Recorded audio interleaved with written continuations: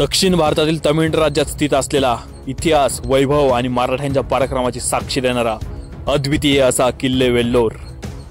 शिवराज्याभिषेकानंतर महाराजांनी दक्षिण दिग्विजय मोहिमेची आखणी केली, परंतु याच वाटेवरती असलेला किल्ले वेल्लोर मराठ्यांच्या हातात कधी सरळपणे आलाच नाही.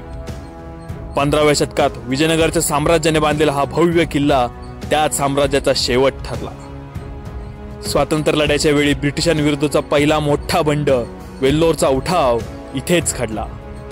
भव्य तटबंदी, खोल खंदक आणि 3 डोंगरांनी संरक्षित हा किल्ला आहे दक्षिणेचा अभेद्य दुर्ग, ज्याची शौर्यगाथा आजही जिवंत आहे. चला तर मग इतिहास, शौर्य आणि परंपरेने समृद्ध अशा या दुर्गाचा अभ्यास आपण एकत्रपणे अनुभवूया.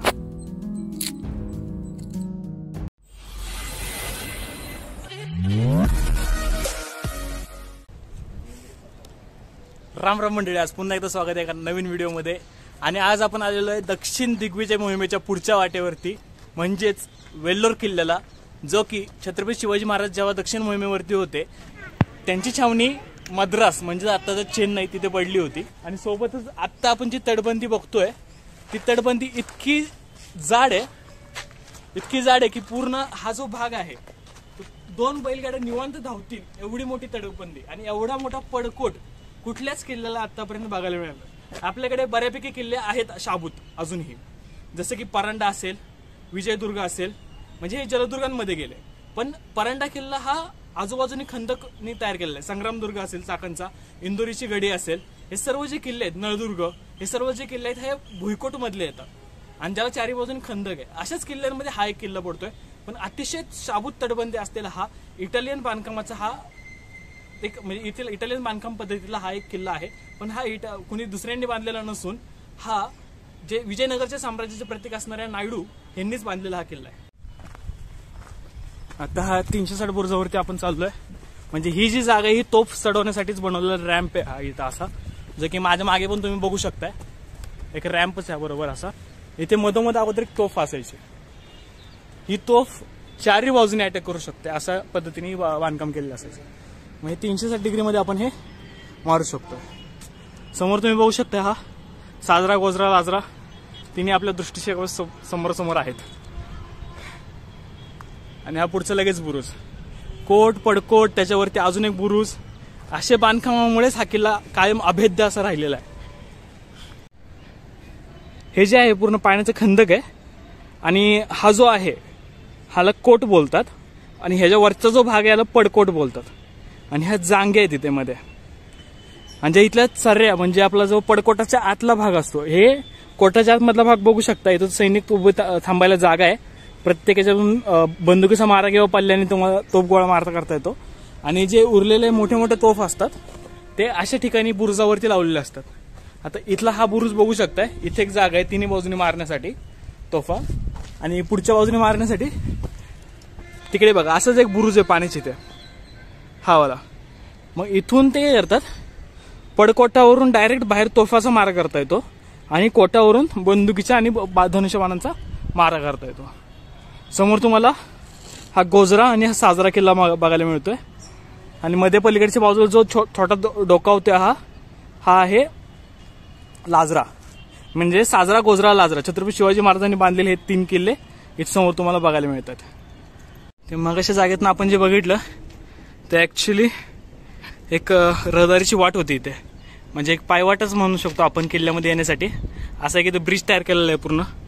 आणि इथे दरवाजा होता छोटासा, पण आता एएसआयने पूर्ण ते बंद करून ठेवलेलं आहे. 4 बाजूने पूर्ण पाण्याने वेढलेलं खंदक, अजूनही जिवंत पाणी इथं आहे सगळं. इतकी चांगली वास्तू, पण सगळी वाट लावलेली आहे कपल्सने. काय बोलायचं आता, इतिहासाचं भान नाही काय बोल. हे आमचे इतिहास प्रेमी हिंडतात एकटे. आलो लय भारी. कसं ते पडकोटाची रचना, कसं बांधकाम, एकदम झकास.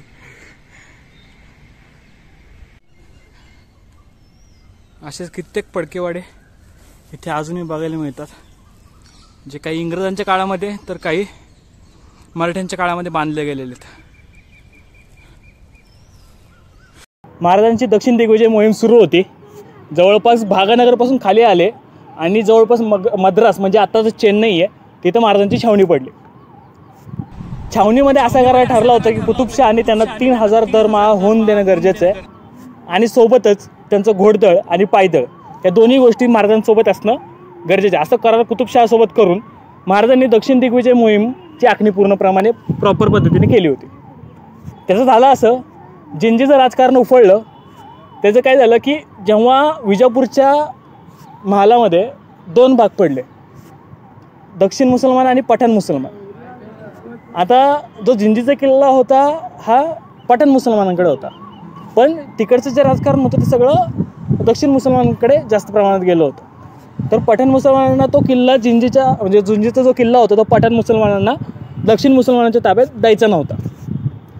तर त्यांनी तहाची बोलणी करण्यासाठी कुतुबशहाला पत्र लिहिलं. पण नेमके महाराज त्यावेळेस असल्यामुळे तिथे त्यांचा जो दूत होता, जिंजीचा जो दूत होता, तो दूत महाराजांना येऊन भेटला. स्वतःहून चालून आपल्याला किल्ला देतोय या अनुषंगाने महाराजांनी त्या संधीचा फायदा घेऊन महाराजांनी जिंजी ताब्यात घ्यायचं ठरवलं. सरदारांना 5000 सैन्यानिशी वेल्लोरचा किल्ला म्हणजे आपण ज्या किल्ल्यामध्ये थांबलोय तो किल्ला घ्यायला त्यांना पाठवलं आणि स्वतःहून महाराज जिंजीकडे रवाना झाले. जिंजीसारखा बळकट किल्ला 7 किल्ले एका ठिकाणी असले, लास्ट व्हिडिओमध्ये आपण बघितलेलं आहे. 7 किल्ले एका ठिकाणी असलेला किल्ला महाराजांनी एका दिवसात घेतला. त्याची माहिती सगळी त्या व्हिडिओमध्ये तुम्हाला मिळालेलीच आहे. सोबतच जेव्हा महाराजांची 5000ची फौज इकडे आली होती, पूर्ण दक्षिण दिग्विजय मोहिमेमध्ये महाराजांना कधीही कुठेही प्रतिकार एवढा संघर्ष करावा लागला नाही प्रत्येक किल्ला घेण्यासाठी. पण पृथ्वीवरती असा कुठला कोट नाही आहे जो हा वेलूरसारखा किल्ल्याचा कोट आहे.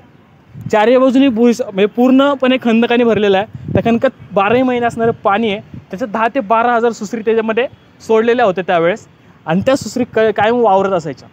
त्याच्यामुळे हा कोट पडणं केवळ अशक्य होतं. हा प्रतिकार महाराजांनी तसंच ठेवून महाराज तसे तंजावरपर्यंत गेले. जवळपास या कोट्याची जी महाराजांनी तडबंदी लावली होती म्हणजे थोडक्यात वेढा टाकला होता, तो वेढा जवळपास 1.5 वर्ष चालला होता. 1 वर्ष झालं होतं, पण महाराजांनी काय सांगितलं की काही करा पण हा कोट घ्या. तर त्यासाठी महाराजांनी एक युक्ती लढवली. मागच्या बाजूला जे 2 डोंगर दिसतात तुम्हाला, ॲक्च्युली तिथे महाराजांनी 3 किल्ले बांधले. ते किल्ले पहिल्यापासून तिथे होते, पण नंतरच्या काळामध्ये जे की मुघलांच्या काळामध्ये या किल्ल्याचं पूर्णपणे बांधकामाचं जे दुर्लक्ष झालं होतं किंवा वरच्या कोटांचा काही उपयोग नव्हता, त्याच्यामुळे ते कोट तसेच पडून होते. त्या कोटांची म्हणजे ते जे कोट होते, चांभारगड पहिलं त्याचं नाव होतं आणि दुसरं अजून एक चाकलरगड त्याचं नाव होतं, दुसरं 2 होते जे की आत्ता साजरा आणि गोजरा म्हणून महाराजांनी त्याची नावं ठेवलेली आहेत. तो तिसरा आहे म्हणजे पहिला साजरा, दुसरा गोजरा आणि तिसरा लाजरा. असे एकदम महाराष्ट्राला एक वेगळी ओळख देण्यासारखी एक मराठी नावं महाराजांनी तमिळनाडू म्हणजे दक्षिणेमध्ये ठेवलेली आहेत. अशी ही नावं इथं तुम्हाला बघायला मिळतात. तर चारी बाजूने वरतून महाराजांनी तिथे किल्ले बांधले, 3 किल्ले बांधले आणि त्याच्यावरून तोफा टाकून वेल्लोरचा किल्ला घेतला. असे रॅम्प तयार केलेलेच तिकडून पण एक आहे. हे तोफावरती नेण्यासाठीचे रॅम्प आहेत. अशीच तडबंदी पूर्ण सगळीकडे असते.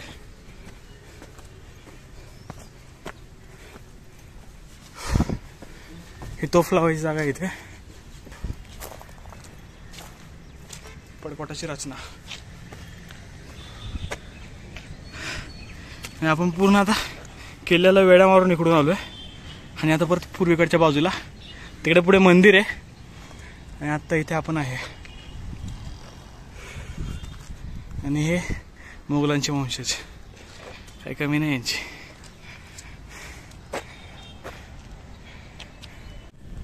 काय झालं?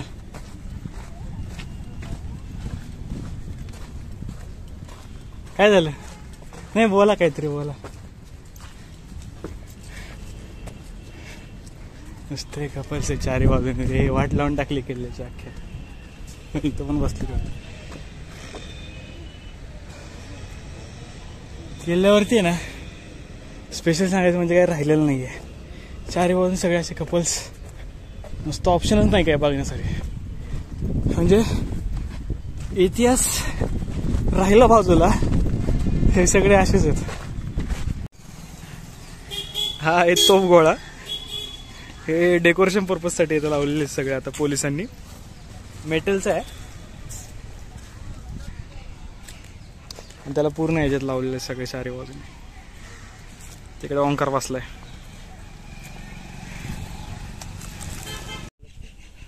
पुरातत्व खात्याने आता पाण्याची सोय केलेली आहे, पण काही कारणास्तव ते बंद आहे. आणि पूर्ण गडकोटाच्या आतल्या बाजूला अनेक अवशेष आहेत, जे की वाड्यांचे, पडकोटांचे असे अवशेष आहेत, जे की त्यावेळेसचे नंतरच्या काळामध्ये ते जेल म्हणून पण त्याचा यूज केला गेला होता. अशा काही खोल्या मोठ्या मोठ्या ज्या इंग्रजांच्या काळात बांधल्या गेलेल्या आहेत, ह्या सर्व खोल्या अशा बघायला मिळतात. अजून पण ह्या शाबूत आहेत आणि आर्किओलॉजिकल सर्वे ऑफ इंडिया हे सर्व यूज करत आहे पूर्ण. बारकी पोरं खेळते तिकडे सगळे. हाय.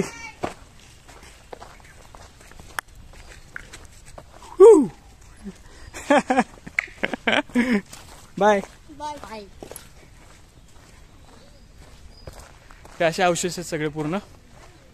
आणि अजून पण खूप सारे जे बिल्डिंग्स आहेत त्या काळातल्या, त्या सर्व आर्किओलॉजी म्हणजे जे गव्हर्नमेंटचे जे खूप काही वास्तू आहेत त्या पूर्ण यूज करून त्यांनी सोडून दिलेले आहेत. आणि जे काही मंदिरांचे अवशेष असे चांगल्या चांगल्या भागातले बाकी आहेत, हे सर्व बंद करून ठेवलेले आहेत.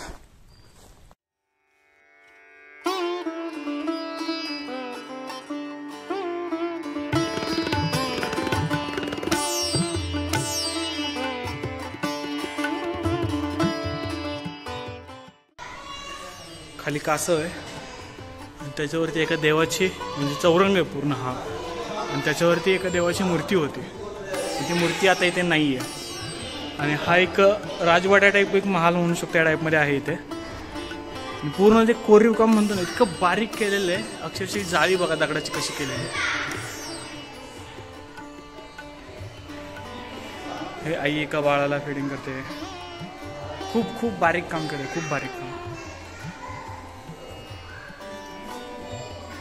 वरती छत बघाय,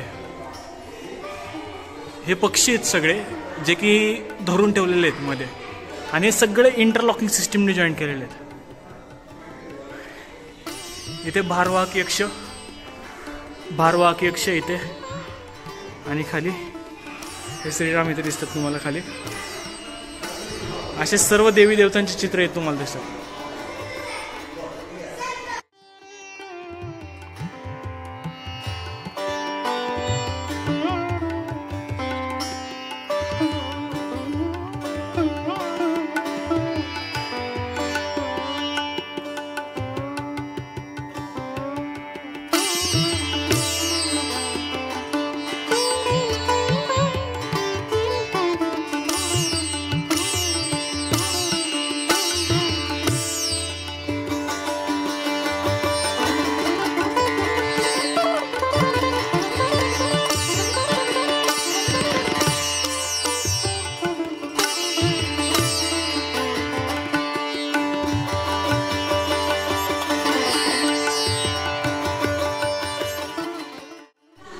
जर तुम्ही या मंदिराच्या बारीक कामाविषयी बघणार असाल ना, हेच बघा.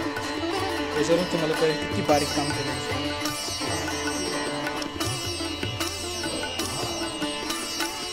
बारीक काम कसं करू शकतो तुम्ही.